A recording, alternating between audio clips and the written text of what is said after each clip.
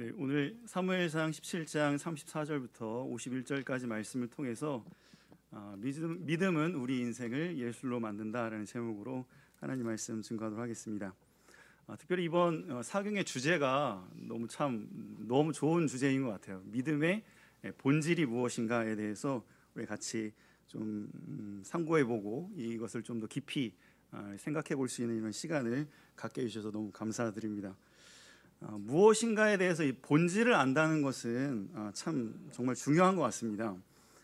어떤 분야든지 그 본질을 아는 것과 그 본질을 모르는 것과는 그 깊이에 있어서 정말 많이 다르기 때문에 무언가 이렇게 본질을 찾아보고 그 본질을 꿰뚫는다는 것은 참 귀한 것 같습니다. 마치 이제 뿌리가 깊은 나무는 정말 가지도 나중에 커지고 많은 열매를 맺을 수 있고 크게 성장할 수 있는 것처럼, 또 기초가 좀 탄탄하게 잘 다져진 그런 건물은 나중에 상당히 높은 고층 건물까지 이렇게 높아질 수 있는 것처럼, 어떤 분야든지 그 본질을 제대로 이해하고 또 연구하고 그 본질을 꿰뚫을 수 있다고 한다면 그 사람은 반드시 그 분야에서 어떤 아마추어가 아니라 전문가가 될 수 있을 것입니다.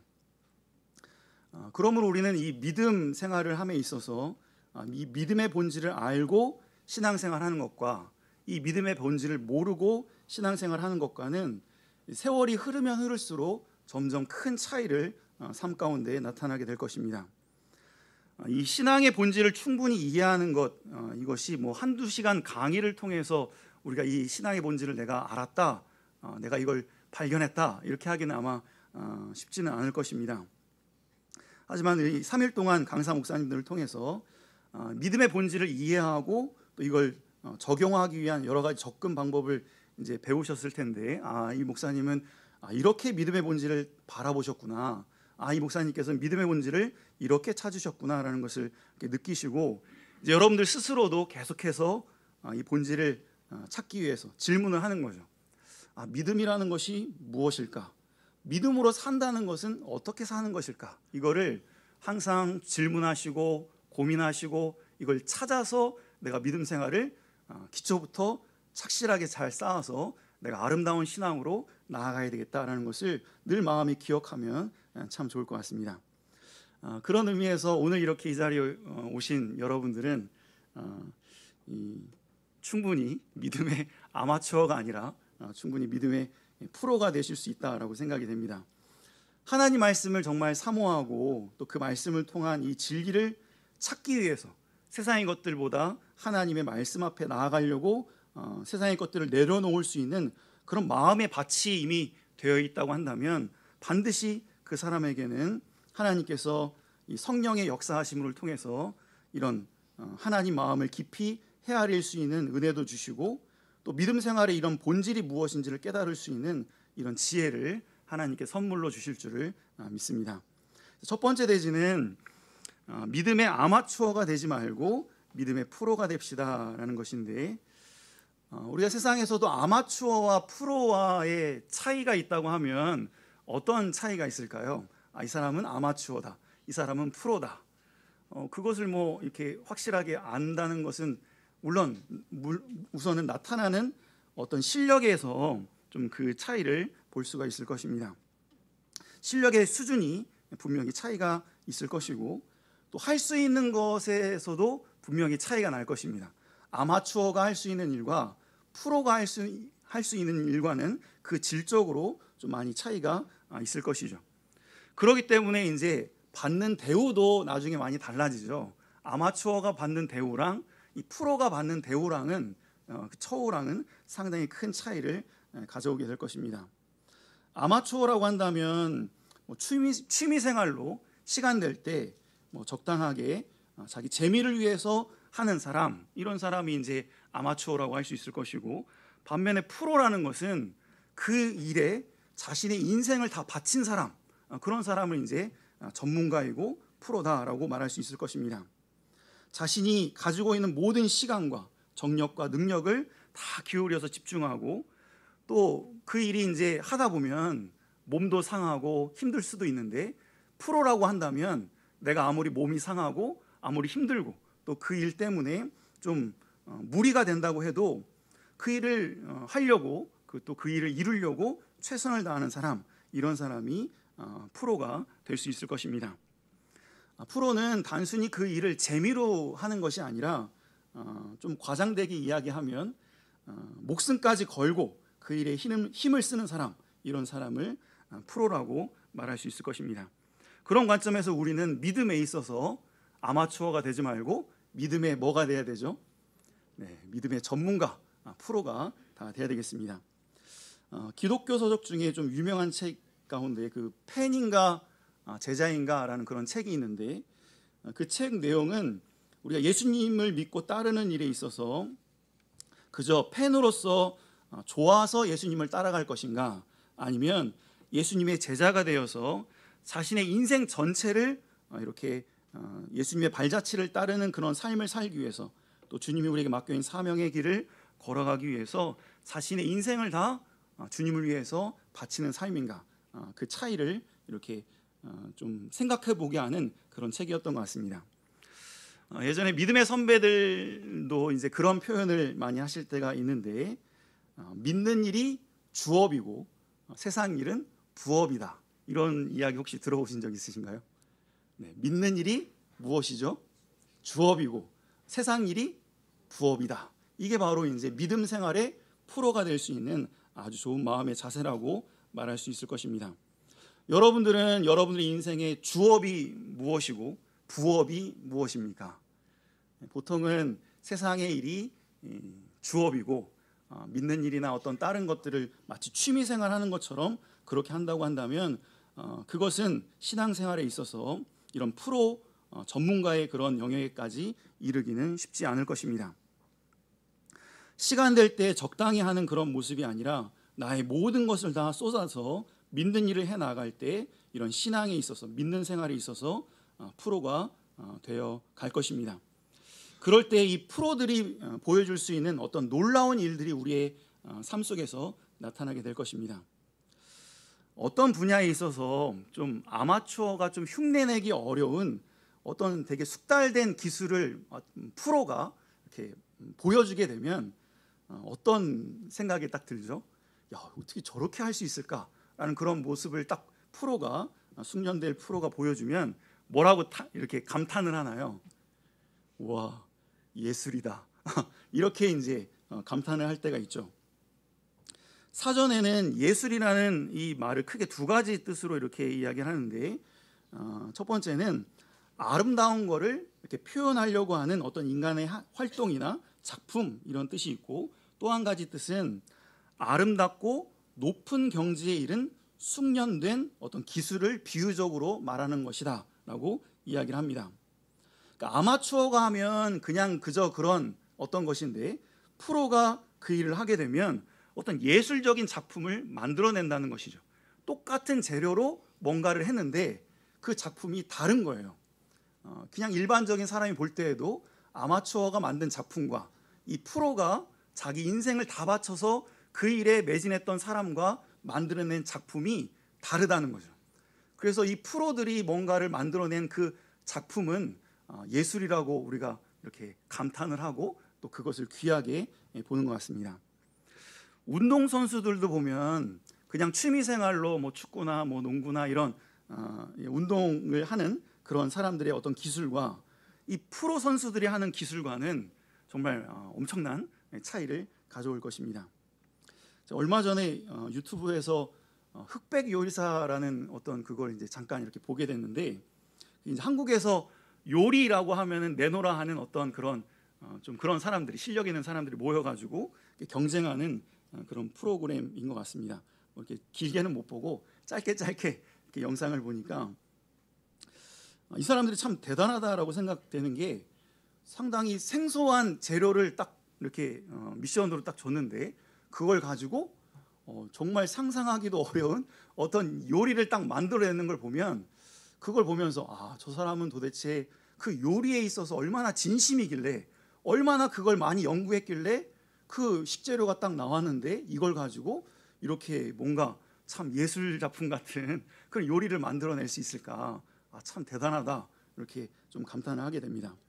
근데 이것을 이제 우리에게 적용을 해본다면 우리는 성도이고 또 이제 저는 목회자로서 어떻게 보면 이 신앙생활에 있어서 전문가라고 할 수 있는데, 과연 우리에게 주어지는 어떤 당황스러운 어떤 환경이라든지 어떤 사건이 만약에 주어졌을 때 나는 그것을 가지고 얼마나 훌륭한 그런 요리같이 훌륭한 그런 믿음의 예술 작품을 내가 지금 만들어내고 있는가, 그것을 좀 생각해 보게 되었습니다. 우리의 신앙생활 가운데서도 마찬가지인 것 같습니다. 우리가 정말 믿음의 전문가가 되어서 상당히 좀 수준 높은 그런 신앙생활을 하게 된다고 한다면 분명히 그 사람의 인생의 삶 가운데서는 평범한 삶이 아니라 마치 아름다운 예술 작품과 같은 그런 아름다운 삶의 열매가 반드시 맺혀지게 될 줄 우리는 믿어야 되겠습니다.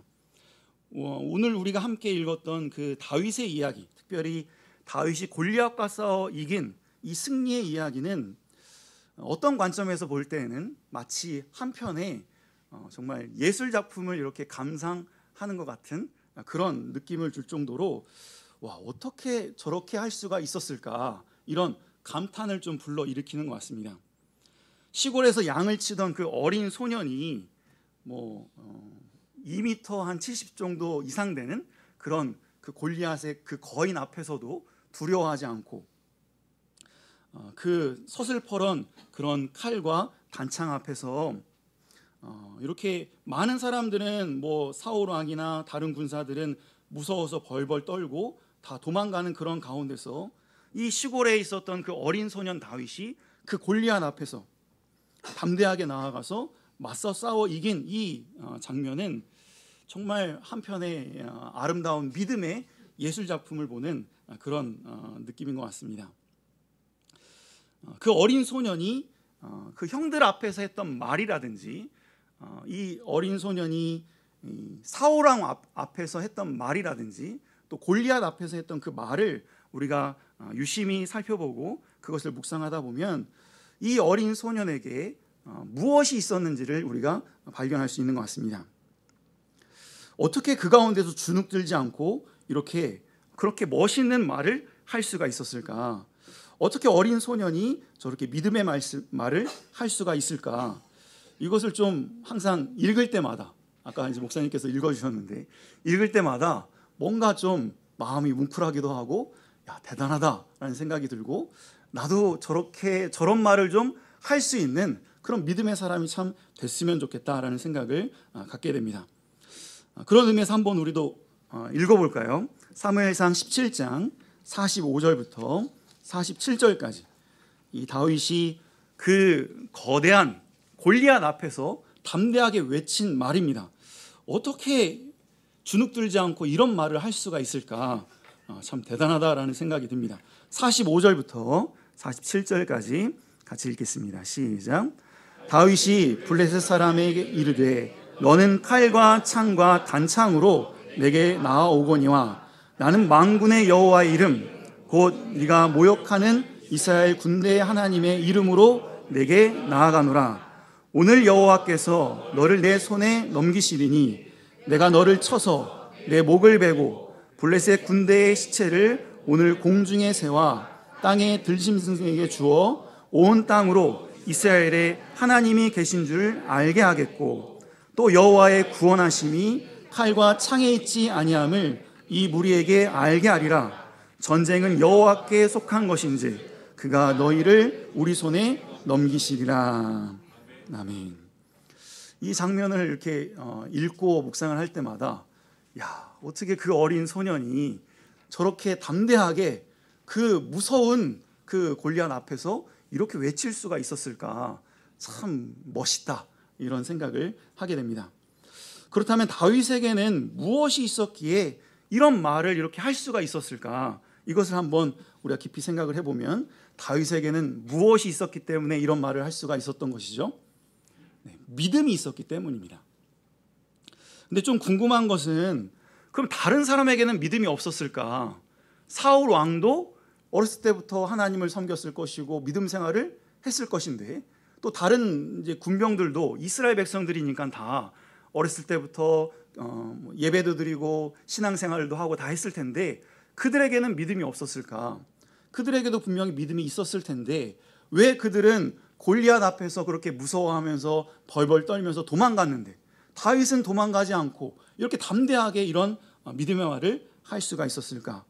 이 믿음의 차이는 어떤 차이가 있었기에 이런 차이를 가져오게 되었을까? 이것을 우리가 깊이 생각하면서 믿음의 본질이 무엇인지를 찾아낼 수 있는 우리 지혜로운 성도들이 다 되겠습니다. 믿음이라는 것이 무엇이기에 이처럼 놀라운 일을 나타나게 되는가?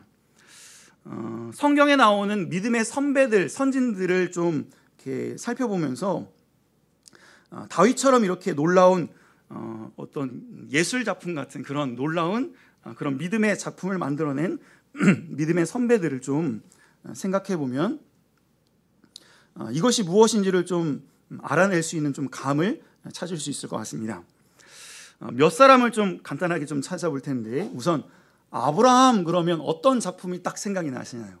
아브라함 그럼 믿음의 조상인데 그 믿음의 그 조상으로서 아름다운 믿음의 열매를 맺힌 어떤 그 사건을 딱 떠오르시면 아브라함 그러면 뭐 어떤 장면이 딱 생각이 나시죠? 네, 이삭을 번제로 드린 거. 어떻게 그럴 수가 있었을까?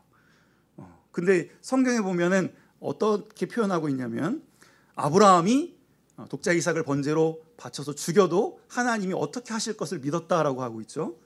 하나님께 살리실 것이다라는 것을 믿고 그렇게 했다라고 성경 기록하고 있습니다. 또 아브라함 그러면 전 개인적으로 본토 친척 아비 집을 떠나서 갈 바를 알지 못하고 하나님 말씀을 따라갔다라고 이렇게 성경 기록하고 있는데 그것을 이렇게 묵상할 때 어떻게 자기가 가지고 있는 모든 것을 다 내려놓고 그냥 갈 바를 알지 못하고 하나님 말씀을 따라가는 그런 선택을 할 수 있었을까? 그 선택을 할 수 있었던 것은 뭐가 있었기 때문이죠? 네, 믿음이 있었기 때문입니다. 그럼 도대체 아브라함에게 어떤 믿음이 있었길래 그 믿음이 도대체 어떤 역할을 했길래 그런 선택과 그런 행동을 할 수 있었을까를 좀 생각을 해보게 됩니다. 또 우리가 요셉 그러면은 어떤 장면이 탁 떠오르시죠? 한 폭의 아름다운 어떤 작품처럼 요셉 그러면 네, 자기를 죽이려고 했고 자기를 애굽의 노예로 팔았던 그 형제들을 용서하면서 그 형제들이 막 죽을까 봐 막 무서워하는 그 형제들에게 뭐라고 이렇게 이야기를 해주죠? 당신들이 나를 이곳에 보낸 게 아니라 누가 이곳에 나를 보냈다고 그러죠? 하나님이 여호와께서 당신들을 앞서 당신들을 살리기 위해서 나를 앞서 이곳에 보내셨습니다 라고 이야기를 합니다. 이것도 이런 말을 할 수 있었던 거, 그 형들을 미워하지 않고 복수하지 않고 그들을 이해할 수 있었던 것, 용서할 수 있었던 것은 뭐가 있었기 때문이죠? 네, 믿음이 있었기 때문입니다. 당신들이 그렇게 한 게 아니라 하나님이 이렇게 했다라는 것을 믿었기 때문에 그런 모습을 보일 수가 있었던 것이죠.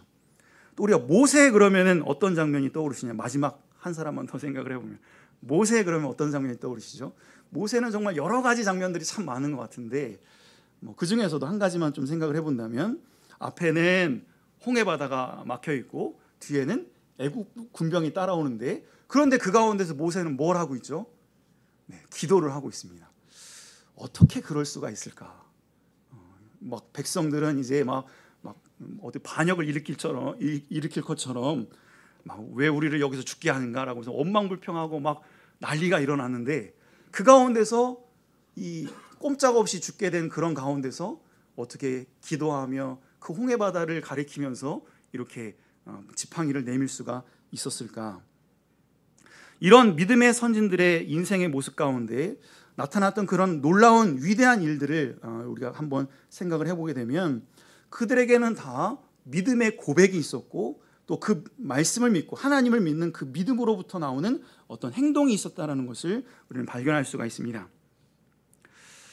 그 사람들에게 어떤 믿음이 있었기에 이런 어떤 작품과 어떤 놀라운 일들을 할 수가 있었는가? 이것을 우리가 늘 생각하면서 하나님, 저도 그들의 믿음을 본받아서 우리들도 그런 삶을 살기를 원합니다라고 이렇게 고백할 때가 참 많이 있습니다.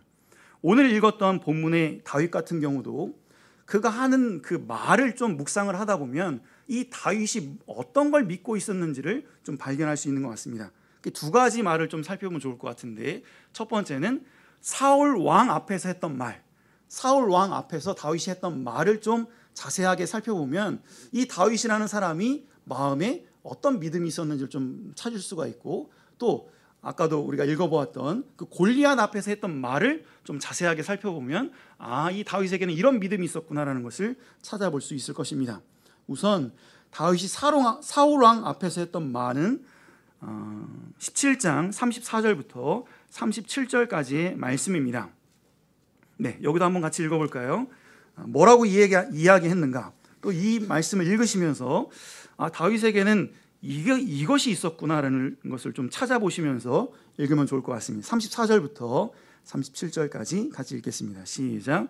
다윗이 사울에게 말하되 주의 종이 아버지의 양을 지킬 때에 사자나 곰이 와서 양떼에서 새끼를 물어가면 내가 따라가서 그것을 치고 그 입에서 새끼를 건져내었고, 그것이 일어나 나를 해하고자 하면 내가 그 수염을 잡고 그것을 쳐 죽였나이다. 주의 종이 사자와 곰도 쳤은즉 살아계신 하나님의 군대를 모욕한 이 할례받지 않은 블레 사람 이리이까? 그가 그 짐승의 하나같이 되리이다. 또 다윗이 이르되 여호와께서 나를 그 사자의 발톱과 곰의 발톱에서 건져내셨은즉 나를 이 블레 사람의 손에서도 건져내시리이다. 아멘. 이 말씀을 묵상하고 또 자세히 살펴보게 되면 믿음이라는 것이 혼자 갖고 있는 어떤 신념, 자기가 어떤 것을 바라보고 있는 어떤 그런 생각, 그것이 아니다라는 것을 좀 찾아볼 수가 있습니다. 믿음이라는 것은 단순히 내가 가지고 있는 어떤 신념이라는 것이 아니라 믿음에는 반드시 대상이 있어야 됩니다. 혼자만의 어떤 내가 이렇게 할 수 있어, 이게 아니고 믿음이라는 것은, 그러니까 세상 사람들이 이야기하는 믿음과 우리 기독교인의 믿음하고는 다르겠죠. 세상 사람들은 할 수 있어, 그래, 내가 이렇게 할 거야 라고 하는 어떤 자신 스스로의 신념이라고 한다면, 기독교에서 말하는 믿음은 반드시 뭐가 있어야 되죠? 대상이 있어야 됩니다. 누구를 믿는가? 우리는 누구를 믿죠? 네, 하나님을 믿습니다. 특별히 다윗은 어떤 하나님을 믿었나요? 살아계신 하나님, 만군의 하나님, 그 하나님을 믿는 그 믿음이 다윗에게 있었다. 다윗에게는 믿음의 대상이 확실하게 있었다는 것을 알 수가 있고, 또 그 믿음 안에는 믿음의 내용이 담겨 있는데, 그 믿음의 내용은 바로 하나님의 약속이고 하나님의 말씀을 믿는 그 믿음이라고 말할 수 있습니다. 다윗에게는 어떤 하나님의 약속과 하나님의 말씀을 믿는 믿음이 있었냐면, 하나님께서 반드시 나를 지켜주신다, 하나님께서 반드시 나를 건져주시고 구원해 주시고 보호해 주신다라고 하는 하나님의 약속, 하나님의 말씀을 믿는 그 믿음의 내용이 있다라는 것을 발견할 수가 있습니다. 또 마지막으로 믿는다는 것은 아까 어제 이제 김은태 목사님을 통해서 이제 말씀 배우신 분들은 이 믿음의 요소 3가지가 있다는 것을 배우셨을 텐데, 혹시 기억나시나요? 믿음의 요소 3가지.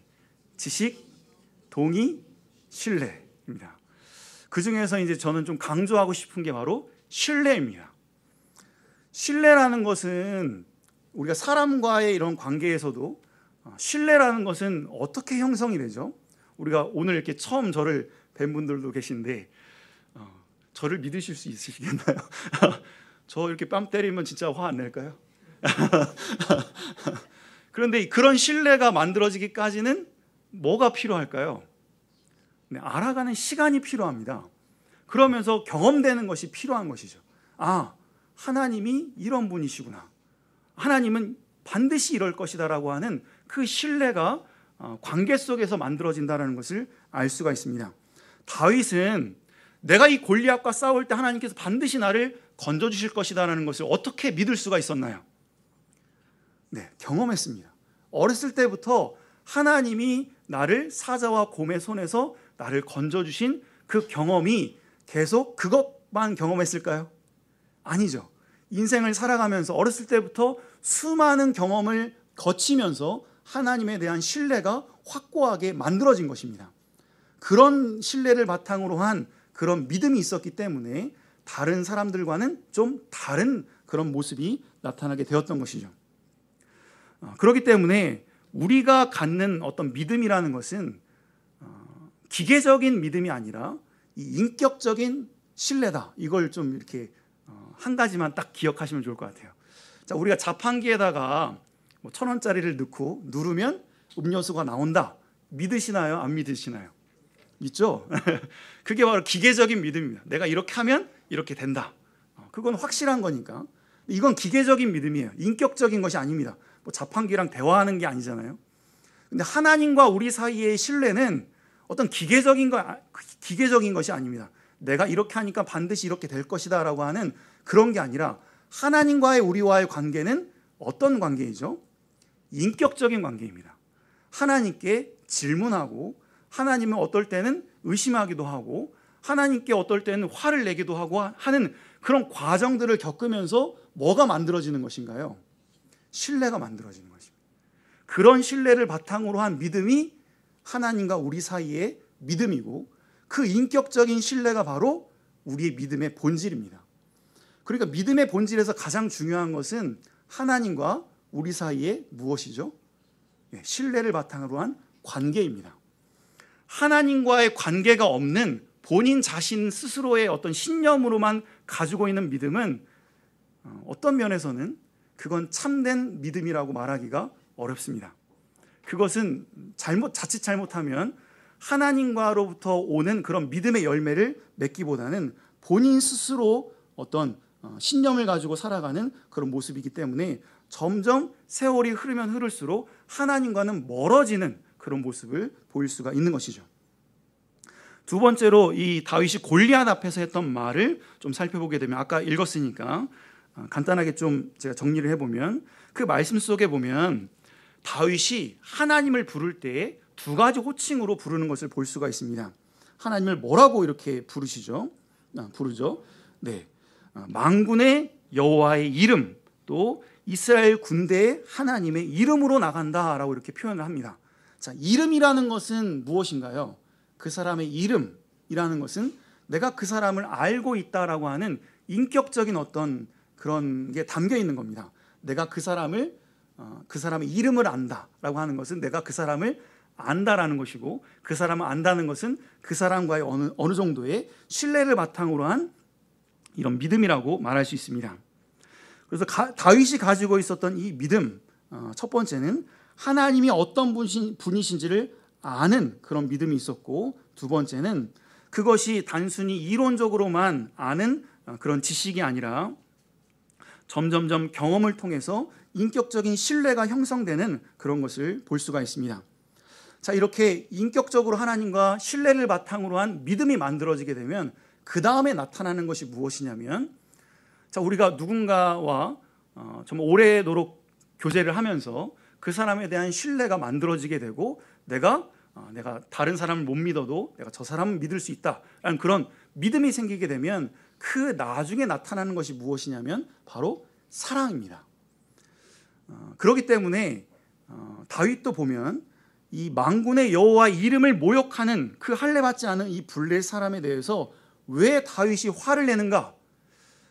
이 골리앗으로부터 이스라엘 백성들이 고통을 당하고 또 나의 백성 그 나라 같은 민족 사람들이 죽음을 당해서 백성들 때문에 화가 나는 것인가요? 아니면 하나님의 이름이 모욕당하는 것이 화가 나는 것인가요? 네, 하나님의 이름이 모욕당하는 것이 화가 나는 것입니다. 자, 그런데 그 화는 뭐로부터 비롯이 되는 것이죠? 하나님을 사랑하기 때문에, 내가 사랑하는 하나님을 모욕하는 것에 대해서 분이 나오게 되는 것이죠. 그래서 다윗이 가지고 있었던 하나님에 대한 믿음은 단순히 지식적으로만 아는 믿음이 아니라 그것이 인격적인 신뢰가 만들어지게 되었고 그 인격적인 신뢰로부터 뭐까지 이르렀다라는 것을 알 수가 있죠. 하나님을 사랑하는 것까지 이르렀다라는 것을 알 수가 있습니다. 자, 그러면 다른 사람하고 좀 비교를 해볼까요? 다윗은 이런 믿음을 가지고 신앙생활을 해 나가서 나중에 정말 고층 빌딩이 세워진 것처럼 믿음의 위대한 이런 인물이 되었는데, 다른 사람들, 사울 왕이나 다른 사람들도 어렸을 때부터 다 교회 다니고 믿음 생활을 했을 텐데 이 사람과의 차이는 무엇의 차이가 있을까요? 다른 사람들도 하나님을 아는 지식도 있고 하나님이 뭐라고 말씀해 주셨는지 그 말씀도 있었지만 이것이 뭐로 이렇게 나아가지 못했죠? 하나님과의 인격적인 관계를 통해서 삶 속에서 하나님에 대한 신뢰가 만들어지는 과정이 없었던 것이고 이 과정이 없었기 때문에 뭐가 없었을까요? 하나님을 사랑하는 그런 열정이 없음으로 인하여서 그런 열매들이 나타나지 못했다라는 것을 발견할 수가 있습니다. 그래서 이것을 바탕으로 해서 우리가 믿음의 본질이 무엇인지를 좀 더 한번 깊이 생각을 해보면 본질이라는 것이 사전에 보니까 어떤 사물이나 형상을 성립하는 근본적인 성질이다라고 했습니다. 그러니까 우리가 본질을 꿰뚫는다라고 하는 것은 이것에 도대체 뭐가 들어있는지 이것에 도대체 무엇이 있는지를 찾아내는 것, 아는 것 이것이 본질을 찾는 사람이라고 말할 수 있을 것입니다. 그렇다면 우리가 이걸 바탕으로 해서 하나님을 믿는 믿음에서 가장 중요한 것을 몇 가지 요소를 찾는다고 하면 뭘 찾을 수가 있을까요? 어제 배웠죠. 하나님을 아는 지식이 있어야 되고 두 번째는 아까 우리가 살펴보았듯이 하나님과의 이런 인격적인 관계를 통한 신뢰가 있어야 되고 또 이것이 좀 더 나아가서 뭐가 만들어져 있어야 되죠? 하나님을 사랑하는 그런 모습으로 열매가 나타나야 이 사람이 진짜 믿음을 가지고 있는 사람이다라고 말할 수 있다라는 것이죠. 이렇게 다윗에게는 이런 믿음의 본질적인 요소가 잘 구성이 되어 있었기 때문에 이런 믿음의 역사가 이렇게 힘있게 나타났던 것이지만 반면에 다른 사람들에게는 사울 왕이나 다른 이스라엘 백성들에게는 이런 믿음의 지적인 요소는 가지고 있었지만 이런 인격적인 신뢰나 하나님을 사랑하는 그런 사랑의 관계까지 만들어지지 못했기 때문에 생활 속에서 이런 믿음의 역사가 나타나지 못했다라고 이해할 수 있을 것 같습니다. 그러므로 우리가 무언가를 배우면 한마디로 딱 정리를 할 수 있으면 내가 이것을 알았구나라는 것을 알 수가 있으니까 그러면 누군가가 믿음이라는 것이 무엇입니까? 라고 물어보면 우리는 뭐라고 딱 대답을 하면 참 좋을까요? 제가 이렇게 딱 정리를 해드리면 자, 믿음이라는 것은 하나님을 분명히 알고 하나님을 신뢰하는 것이다라고 했는데 이 신뢰라는 것은 기계적인 신뢰가 아니라 인격적인 이런 신뢰다라는 것이죠. 그래서 이걸 한마디로 정리를 해보면 믿음이라는 것은 하나님과의 인격적인 신뢰 관계다 이렇게 이해를 하면 좋을 것 같습니다. 좀 어렵죠.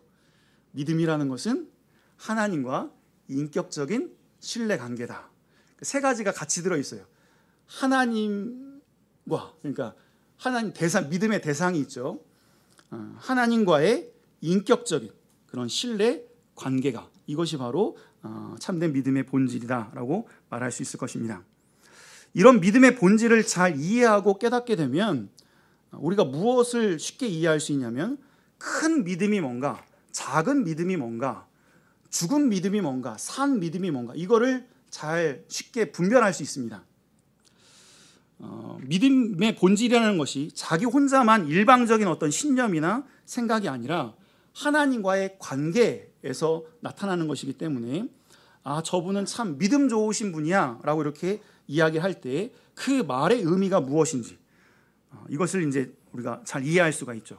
우리가 보통 저분은 참 믿음 좋으신 분이야 라고 할 때 무엇을 보고 믿음 좋으신 분이야 라고 이렇게 이야기할 수 있을까요?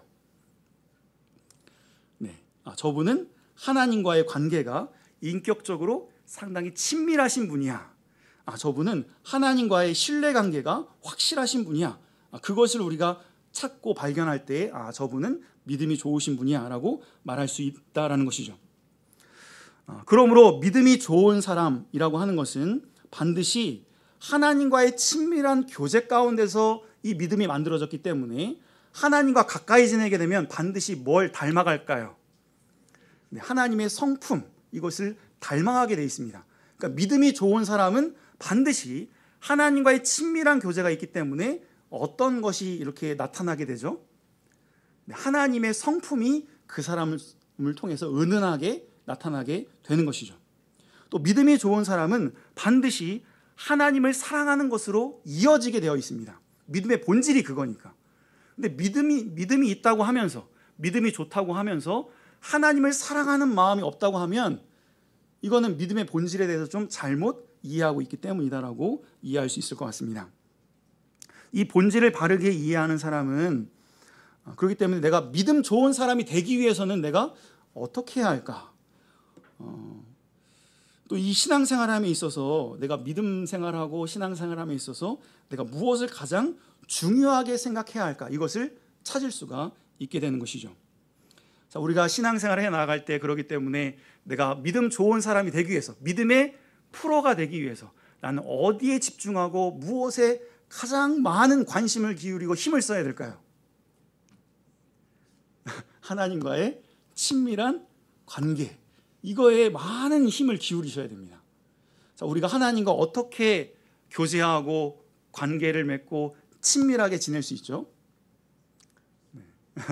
하나님이 우리에게 주시는 말씀, 하나님이 나에게 뭐라고 말씀하시는가, 말씀을 듣고 또 기도를 통해서 물어보고, 대화가 이렇게 오가면서 하나님이 그러시구나, 이런 일을 만나게 하셨는데 하나님이 이래서 나에게 이런 일을 주셨구나, 이런 것이 이제 오가면서 점점 신뢰가 깊어지고, 그 신뢰가 점점 깊어지면서 주님을 사랑하는 이런 모습에까지 일어나 나아가는 것, 여기에 우리가 관심을 가지고 이 일에 힘을 쓸 수 있는 우리 모든 복된 성도들이 다 되겠습니다.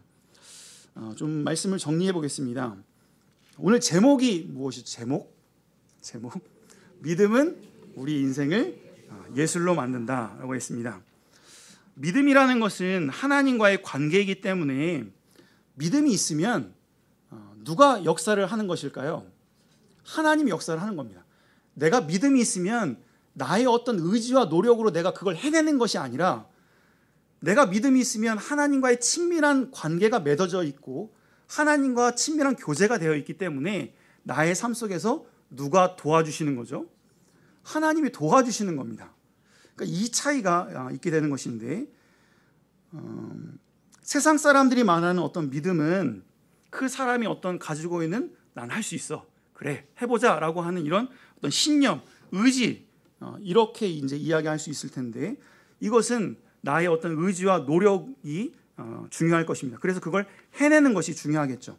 하지만 우리의 신앙과 우리의 믿음은 하나님과의 친밀한 이런 신뢰 관계에 있기 때문에, 여기에 비롯된 것이기 때문에 내가 할 수 없다 할지라도 하나님이 도와주시고 하나님이 역사하심으로 그 일을 하게 된다라는 것을 우리가 깨달을 수가 있고, 또 이런 가운데서 내가 할 수 없는 놀라운 일들을 하나님의 능력으로 이렇게 나타나게 된다는 것을 우리는 발견할 수가 있는 것이죠.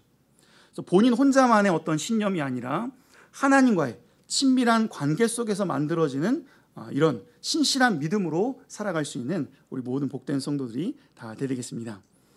이런 믿음의 본질을 바르게 이해하고 이런 하나님과의 친밀한 교제 속에서 만들어진 이 신뢰를 바탕으로 한 이런 믿음으로 나아가게 되면 반드시 여러분들의 인생 속에서도 도저히 이해할 수 없고 감당할 수 없는 어떤 사건이 딱 주어지고 그런 일이 벌어진다 할지라도 그것을 가지고 사람들이 상상하기 어려운 그런 놀라운 마치 예술작품 같은 그런 일들을 나타낼 수 있는 이런 능력 있는 성도가 될 줄 우리는 믿어야 되겠습니다. 우리가 많은 믿음의 선진들과 또 오늘 본문 읽었던 그 다윗의 모습같이 이런 믿음이 우리에게 있어서 이런 믿음의 역사가 나타남으로 놀라운 아름다운 인생의 예술작품 같은 이런 놀라운 삶을 살아갈 수 있는 우리 모든 복된 성도가 다 되기를 주의 이름으로 축원합니다. 네, 감사합니다. 네, 제가 잠깐 기도드리겠습니다. 기도하겠습니다. 살아계신 아버지 하나님, 하나님은 지금도 살아계셔서 우리의 인생의 삶을 주관하여 주시고 또 특별히 이 광야 같은 인생을 살아가면서 하나님께서 우리의 아버지가 되어 주셔서 우리를 지켜주시고 보호하여 주시고 늘 인도해 주신 은혜를 진심으로 감사합니다. 아버지 하나님, 우리가 하나님을 아버지라고 부르고 그 하나님을 온전히 바라보고 믿음으로 살아가고 있지만 얼마나 우리가 하나님과 인격적인 교제가 있었는지를 돌아볼 수 있도록 은혜를 베풀어 주시옵소서. 우리가 하나님을 아버지라고 부르면서 친밀하게 주님 앞에 나아가 주님께 묻기도 하고 듣기도 하며 하나님께서 왜 우리에게 이런 환경을 주셨는지, 이것을 통해서 무엇을 하기를 원하시는지 하나님의 마음을 늘 헤아릴 수 있는 우리 모든 믿음의 성도들 다 되게 하여 주시고, 그 믿음을 바탕으로 하여서 여러 가지를 많이 경험하면서 하나님이 나를 이만큼 사랑하시는구나, 하나님이 나를 이렇게 귀히 여기시는구나 라는 것을 늘 경험하고 발견하여서 이런 신뢰가 점점 쌓이고 또 만들어지고 또 굳게 세워짐으로 말미암아 주님을 뜨겁게 사랑하는 마음이 우리에게 솟아나게 하여 주셔서 주님을 믿는 이 믿음이 밑에서부터 잘 만들어져서 우리 모든 성들의 신앙이 참으로 건강하고 또 아름답게 성장해 나아가므로 하나님께 영광 돌려드리며 하나님을 기쁘시게 하는 놀라운 생명의 역사, 믿음의 역사가 우리 모든 성도를 통하여 나타날 수 있도록, 열매 맺을 수 있도록 아버지 하나님께서 은혜를 베풀어 주시옵소서. 우리 영화교회 위에 하나님께서 은혜를 베풀어 주셔서 우리 목사님을 통해서 증거되는 하나님의 능력의 말씀이 우리 모든 성도의 심령 속에 확실하게 믿어지게 하여 주시고, 그 깨닫게 된 그 믿음이 지식적으로만 남지 않게 하여 주시고, 생활 속에서 그 말씀이 생각나게 하여 주셔서 그 말씀대로 순종하며 믿음으로 살아갈 때 정말 그렇구나, 하나님께서 정말 나를 사랑하시는구나, 하나님께서 지금도 살아계셔서 역사하시는구나 라는 것을 경험하며 이 신뢰가 점점 깊어져서 주님을 뜨겁게 사랑함으로 믿음의 역사가, 또 믿음의 놀라운 생명의 역사가 이 교회를 통해서 열매 맺고 나타날 수 있도록 아버지 하나님께서 은혜를 베풀어 주시옵소서. 감사합니다. 예수님의 이름으로 기도하옵나이다. 아멘.